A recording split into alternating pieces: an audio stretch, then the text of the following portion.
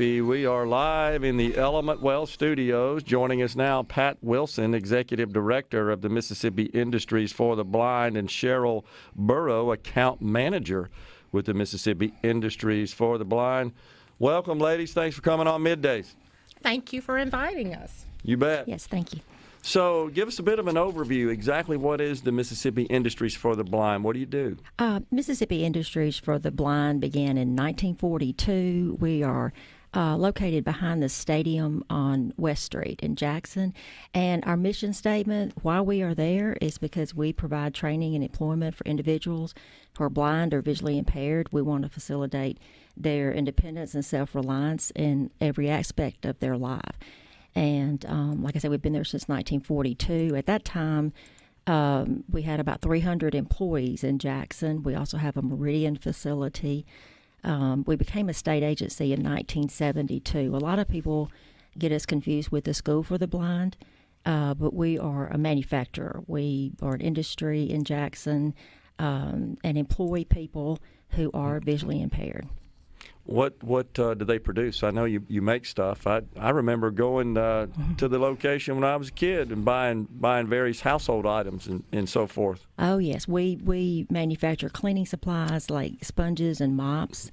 We do a lot of sewing. We have contracts with the DLA Troop Support. We make Barracks Bags. We've been doing that since 1956. We've made millions of those. And bandolier ammunition pouches. That's a very detailed product that we sew. It holds 6 M16 magazines when the troops are out there. The Barracks Bag. You brought one to us. I see it right here. Huh? To us. Yeah. And it just shows you that there's like 40 different little pieces that have to go on there.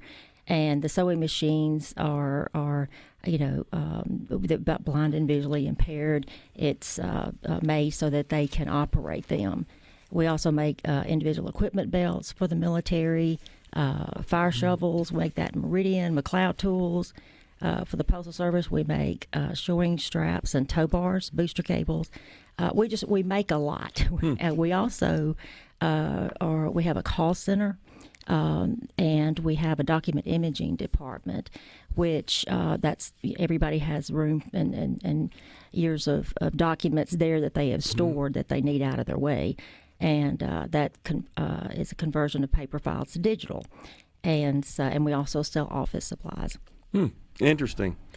I think in my prior career we may have used your services in digitizing some content for our customers. We used to sell document imaging systems back in those days. Yeah. And so collecting all the paper data is a big task. It's and that's what we're growing into more and more of that, because people are tired of having so much paper accumulation, and with technology now it can be digital, and you can search by name or whatever, and we do all that. We can take care of all that. Yeah. So the documents come through and you index them with according to what the customer needs there. However you want. Right. So when they're digitized, then they can search using those various. Yeah. And we've started doing a lot of the other state agencies, and they've come to us reaching out for help with that. And as a state agency, we're supposed to work together. And I don't know if this is how it's stated in there, but really the state agencies are supposed to come to us and make sure that our prices are competitive, which they are. Our work is good, and just top-notch service. So, so that's what we're working with now is other state agencies, but we do it. We can also have commercial as well. Okay, so these household products that are made at the MIB, are those sold through retail stores or directly from MIB?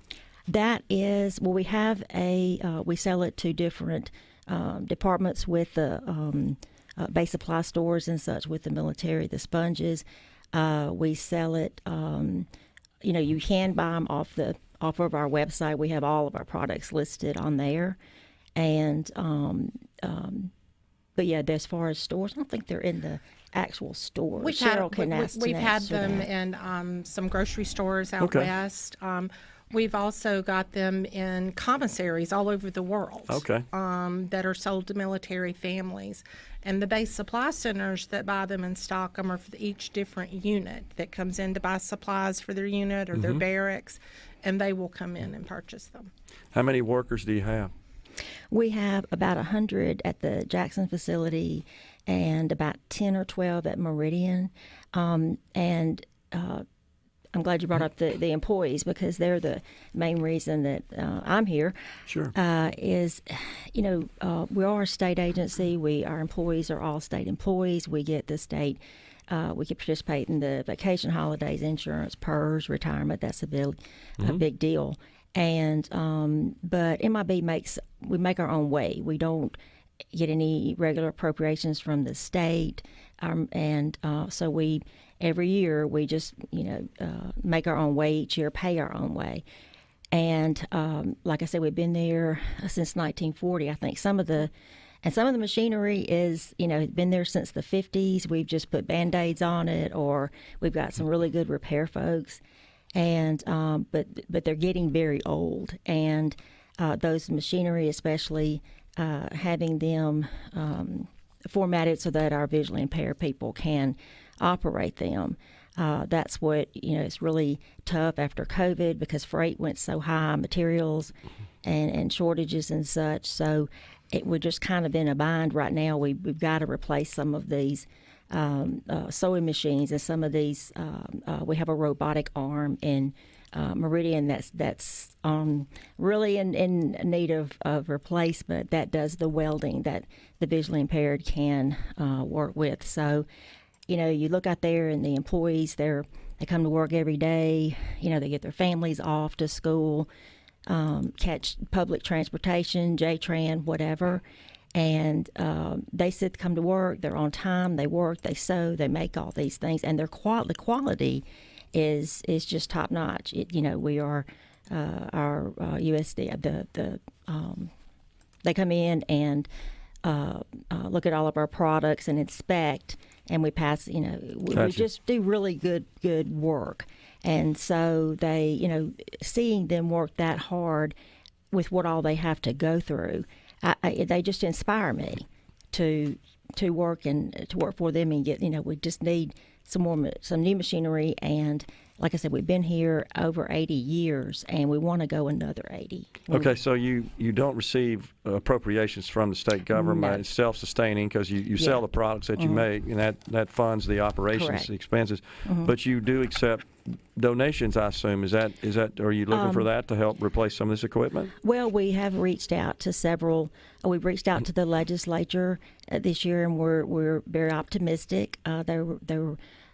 We have a Mississippi Industries Foundation, which people can donate to if they wish, and just other places that we're trying to raise some funds. Okay, got you.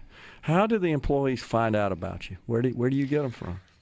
Well, pretty much like now, a lot of getting out and spreading the word. A lot of the employees, some of their family members spread the word at church, or, just it's, and some of the reasons that they are with us, it may be an inherited condition, it could be, different things as that. And so word gets out that way. But, we want it to be known that we are looking for sighted and visually impaired and blind. We want to help. It gives you a job, and you work just your work is just as valuable as a sighted person. Sure. And some people say, and some people that are there, they could be attorneys, they could be truck drivers in the past, or chemical engineers, and they're just as valuable as any sighted person. And we want to. That's why we are there, is to help them. And people tell me, I don't want to sit at home. I want to get out and work and make my own money. And so people they won't tell me how I can spend it. Yeah. And they have friends there, and they're safe there as far as knowing their way around and such. And it's just a good place to be. And I would just hate for it not to continue for another 80 years. It's just too much history there. done a lot of good work through the years. Helped a lot I of think people. So too. Yeah, and helped society as well. Can Yeah, I say one more thing? Yeah, sure. Okay. This is our U.S. military barracks bag we've been making since 1956. We were nominated for it being one of the coolest things made in Mississippi, and we would love everyone to go on msmakerschallenge.com and vote for our U.S. military That's barracks fantastic. bag. And our little Fantastic. tags in the back. You got you. Yeah. Appreciate it, ladies. Thanks for coming on. Tell us about the Mississippi Industries for the Blind. We'll step aside for a break right here. Coming back in the Element Well studio. Stay with us. Thank you so much.